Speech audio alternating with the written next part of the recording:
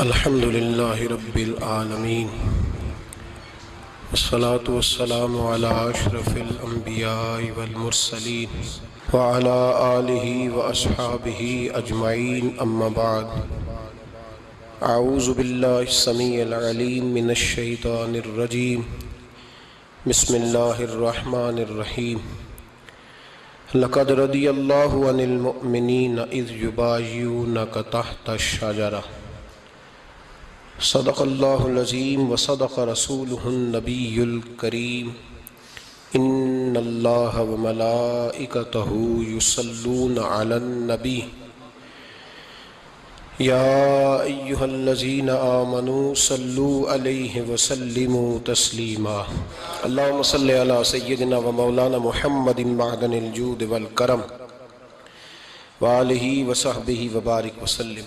حمد الصلاۃ کے بعد امیر المومنین خلیفۃ المسلمین داماد مصطفیٰ صلی اللہ علیہ وسلم حضرت سیدنا عثمان غنی رضی اللہ تعالیٰ عنہ کی حیات مبارکہ کے حوالے سے چند باتیں آج گفتگو کا عنوان ہے۔ نبی کریم صلی اللہ تعالیٰ علیہ وسلم نے حدیبیہ کے موقع پر 9 ہجری میں عمرے کا ارادہ فرمایا تھا،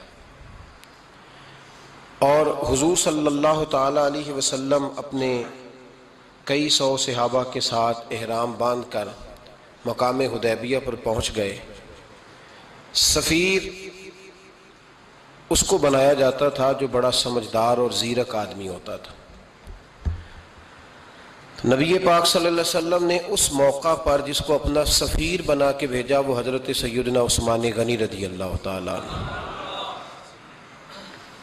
حضور نے انہیں سفیر بنا کر کے مکہ مکرمہ میں بھیج دیا اور 2 ٹارگٹ دیے اپنے سفیر کو، 2 باتیں فرمائے ایک تو جا کے مکے والوں کو بتاؤ کہ ہم جنگ کرنے نہیں آئے، اللہ کے گھر کا دیدار کرنے آئے، اور بڑے پرامن طریقے سے ہم طواف کریں گے، سعی کریں گے، عمرہ کریں گے، لوٹ جائیں گے، یہ ہمارا واحد ایجنڈا ہے، اس کے علاوہ کوئی پروگرام نہیں ہے۔ اور دوسرا انہیں یہ بتاؤ ان لوگوں کو جو ایک زمانے سے مکہ مکرمہ میں کفار مکہ کے ظلم سہ رہے ہیں، ہمارے وہ غلام جو یہاں بڑی تکلیف میں ہیں، ان کو یہ خبر دے دو، عثمان انہیں میرا پیغام دے دینا کہ اب تمہاری مشکلات کے دن تھوڑے رہ گئے، اب بڑی جلدی اللہ تبارک و تعالی دین اسلام کو فتح عطا فرما دے گا۔ حضرت عثمان غنی تشریف لے گئے۔ جب حضرت عثمان غنی وہاں پہنچے تو کفار نے آپ کو روک لیا، انہوں نے کہا کہ آپ رکیے، دیر ہو گئی۔ ادھر ابو سفیان نے حضرت عثمان غنی رضی اللہ تعالیٰ عنہ کو یہ کہا کہ ہم نبی پاک صلی اللہ علیہ وسلم کو اور ان کے صحابہ کو عمرہ نہیں کرنے دیں گے، آپ اگر چاہیں تو وہ سامنے بیت اللہ شریف ہے، طواف کریں، آب زمزم پئیں، حجر اسود پہ جائیں، مقام ابراہیم پہ جائیں، صفا مروہ کریں، آپ چاہیں تو کر لیں۔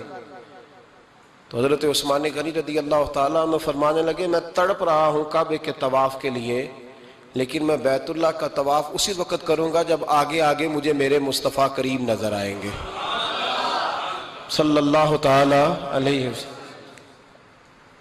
لوگ آج پوچھتے ہیں کہ بغیر مدینہ شریف جائے حج مکمل نہیں ہوتا، میں نے کہا مدینہ شریف کے بغیر حج ہو جاتا ہے پر مدینے والے کے بغیر نہیں ہوتا، اس لیے کہ حضور نے فرمایا صحیح مسلم میں خذوا عنی مناسککم، حج کے طریقے مجھ سے سیکھو۔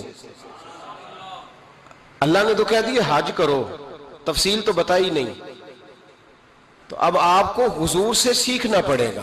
مدینے کے بغیر تو شاید حج ہو جائے پر مدینے والے کے بغیر حج نہیں ہوتا۔ حضرت عثمان غنی رضی اللہ تعالیٰ عنہ لگے میں طواف ضرور کروں گا پر اس وقت کروں گا جب مجھے حضور آگے آگے نظر آئیں گے۔ ادھر ایک شخص نے حضور کی بارگاہ میں بھی کہا اپنوں کا نہ پتہ ہوتا ہے، دل بدستاور کے حج اکبر است، جو دل ہوتے ہیں نا، دل کو دل سے راہ ہوتی ہے، یہ کئی دفعہ جسم علیحدہ علیحدہ ہوتے ہیں پر یہ اکٹھے دھڑک رہے ہوتے ہیں۔ تو دل کو راہ ہوتی ہے. عرض کی یا رسول اللہ صلی اللہ علیہ وسلم عثمان غنی تو طواف کر رہے ہوں گے، صفا مروہ میں ہوں گے، بڑی موج ہوگی، آب زمزم کھول کے پی رہے ہوں گے. حضور نے سامنے والے کا چہرہ غور سے دیکھا، فرمایا عثمان کو تم زیادہ جانتے ہو کہ میں زیادہ جانتا ہوں؟ یا رسول اللہ آپ ہی زیادہ جانتے ہیں. فرمایا پھر فکر نہ کرو، عثمان میرے بغیر طواف نہیں کرے گا. بات ختم ہو گئی، میرے بغیر عثمان طواف نہیں کرے گا، ختم ہو. اب کسی نے افواہ پھیلا دی کہ حضرت عثمان غنی کو شہید کر دیا گیا. نبی پاک علیہ السلام تک بھی خبر آئی. حضور جانتے تھے. ہمارا دل نہیں کرتا کوئی انتشاری بات کرنے کو، لیکن جب لوگ کرتے ہیں تو پھر دل کو تکلیف ہوتی ہے. اب یہاں سب نے لکھا ہے کہ نبی پاک صلی اللہ علیہ وسلم کو خبر ملی، حضور پریشان ہوئے، صحابہ کو مشورے کے لیے بھی بلایا، بیعت رضوان بھی ہوئی. اگر علم غیب ہوتا، یہ سارا کچھ نہ ہوتا. اور میں نے کہا خدا کے بندے، اگر حضور اپنا علم غیب اس وقت ظاہر کرتے تو حضرت عثمان کے لیے قرآن کی آیتیں نہ نازل ہوتی، اس بیعت کے تذکرے نہ ہوتے. ہر بات پہ لوگ معاذ اللہ تعالی. اب دیکھیں نا، یہاں یہ جملہ چھوڑنے کی کیا ضرورت ہے؟ تم قوم کو کیا دے رہے ہو؟ لوگوں کو کیا بتا رہے ہو کہ نبی پاک علیہ السلام اندھیرے میں بیٹھ کے فیصلے کر رہے تھے؟ کیا بتا رہے؟ آج انٹیلیجنس کی رپورٹس بتا دیتی ہیں کہ وہ فلاں کس طرح کا ماحول ہے اور آپ نے کس طرح کرنا ہے، تو تمہیں اپنی خفیہ ایجنسیوں کے مطابق تم فیصلہ کرو تو کہتے ہو ہم بھئی اندھیرے میں فیصلہ نہیں کر رہے، ہمیں رپورٹ ہے تو فیصلہ کر رہے ہیں. اور نبی پاک علیہ السلام کے بارے میں تم لوگوں کو یہ بتا رہے ہو کہ حضور اندھیرے میں فیصلہ کر دیتے تھے، پتہ ہی نہیں تھا. کس طرح کی بات کرتے ہو؟ میرے محبوب پاک علیہ السلام فرماتے ہیں کہ اللہ تبارک و تعالیٰ نے مجھے اس طرح کا علم عطا فرمایا ہے کہ جو تمہارے ذہن میں ہو مجھ سے پوچھو، میں فوراً تمہیں جواب دوں گا. لیکن لوگ اڑ گئے ہیں، کیا کیا جائے؟ اور عجیب فلسفہ ہے. یہاں بھی گرہ لگا دی، پتہ ہوتا تو یہ سارا. اور میں نے کہا خدا کے بندے، اگر یہ سارا کچھ نہ ہوتا تو پھر یہ آیتیں کیسے نازل ہوتی؟ پھر صبح قیامت تک حضرت عثمان غنی کی عظمتوں کا کیسے پتہ چلتا؟ جب خبر ملی نا کہ حضرت عثمان غنی کو شہید کر دیا گیا تو حضور نے صحابہ کو بلایا، فرمایا آؤ میری بیعت کرو. حالانکہ بیعت پہلے ہو چکی، آؤ دوبارہ بیعت کرو. یا رسول اللہ کس چیز کی بیعت کرنی ہے؟ تو نبی پاک نے فرمایا میرے ہاتھ پہ بیعت کرو کہ ہم عثمان غنی کے خون کا بدلہ لیے بغیر یہاں سے جائیں گے نہیں. ہم عثمان کے خون کا بدلہ لیے بغیر یہاں سے جائیں گے. اور حوالہ کسی نے دیکھنا ہو علامہ اسماعیل حقی کا تو میں دکھاؤں گا. جس شخص نے دوڑ کر سب سے پہلے نبی پاک کی بیعت کی وہ مولا علی شیر خدا تھے. کہ یا رسول اللہ جانے نہیں عثمان کا خون کا بدلہ لیے بغیر. سب سے پہلے شیر خدا آگے بڑھے. آج لوگ انہی لوگوں میں اختلاف دکھانے کی کوشش کرتے ہیں، صحیح لا حاصل کرتے ہیں. سب سے پہلے دوڑ کر حضرت شیر خدا آگے بڑھے، کہا حضور میں بیعت کرتا ہوں. نبی پاک نے صحابہ کے ہاتھوں میں بیعت ہو رہی ہے. یہ وہ والا واقعہ نہیں جو اس چوک میں پیش آیا تھا، یہ وہ والا واقعہ نہیں جو میرے ساتھ ہوا تھا تو میں آپ کو سنا رہا ہوں.